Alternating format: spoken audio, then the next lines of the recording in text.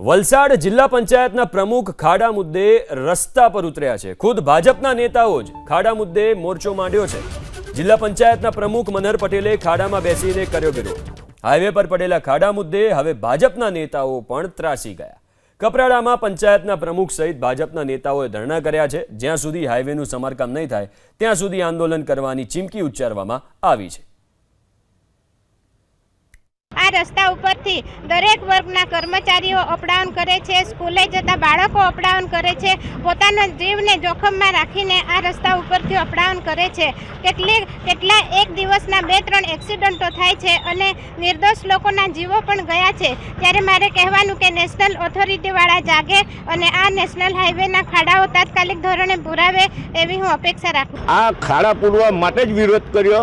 અહીંયા જે લોકોને પડતી મુશ્કેલી છે, લોકો મરી પણ ગયા છે, કોઈના હાથ ભાંગી ગયા, એના માટે આ કરવા પડ્યું। પણ આ 1-1.5 મહિનાથી ખાડા પડેલા છે, પરંતુ આ અધિકારીઓના મેળાપીપણામાં આ ખાડા પૂરતા નથી। રજૂઆત અધિકારીને આજે સવારે જ મેં કરી।